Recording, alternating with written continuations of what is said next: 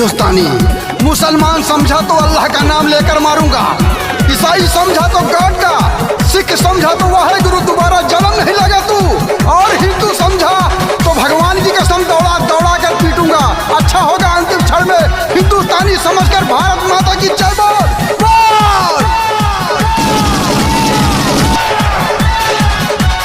पहले न बोलूंगा मैं बाद में न छोड़ूंगा, सरहद के पार तुझे तेरे घर में तोड़ूंगा, तेरे घर में तोड़ूंगा, तेरे घर में तोड़ूंगा। पहले न बोलूंगा मैं बाद में न छोड़ूंगा, सरहद के पार तुझे तेरे घर में तोड़ूंगा। चाल है ना पाक तेरी हस्ती मिट जाएगी, हस्ती मिट जाएगी। हिंदुस्तानियों के आगे रूह कांप जाएगी, हिंदुस्तानियों के आगे रूह कांप जाएगी, हिंदुस्तानियों से तेरी रूह कांप जाएगी।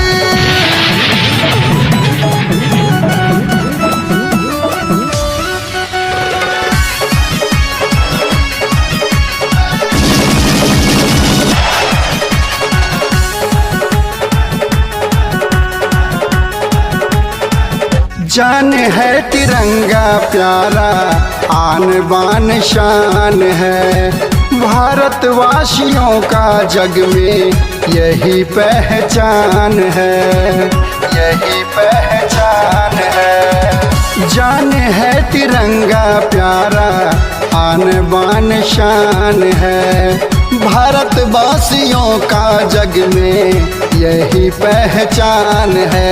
लड़ना है लड़ लो तू, दम है विकास में, मैंने छुआ मंगल तू है मेरे ही फिराक में, मेरे ही फिराक में। लड़ना है लड़ लो तू, दम है विकास में, मैंने छुआ मंगल तू है मेरे ही फिराक में। करेगा बराबरी क्या सांसें फूले आएंगी, सांसें फूले आएंगी। हिंदुस्तानियों के आगे रूह कांप जाएगी, हिंदुस्तानियों के आगे रूह कांप जाएगी, हिंदुस्तानियों से तेरी रूह कांप जाएगी।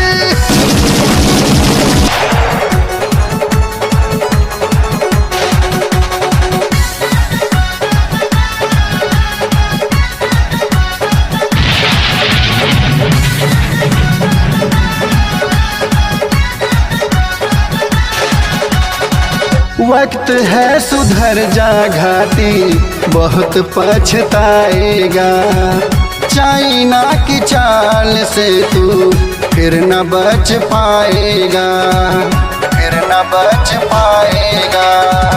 वक्त है सुधर जा घाटी, बहुत पछताएगा, चाइना की चाल से तू फिर न बच पाएगा।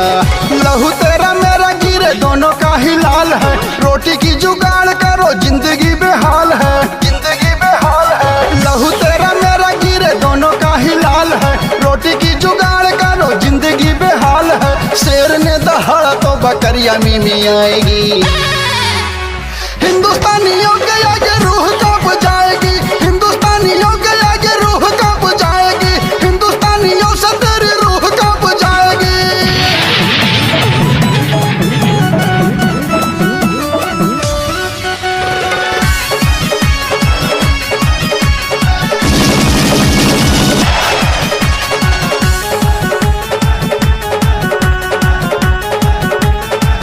संजय फैजाबादी ना तू लेके कुछ जाएगा, प्रतिशोध की अग्नि में जल के रह जाएगा, जल के रह जाएगा।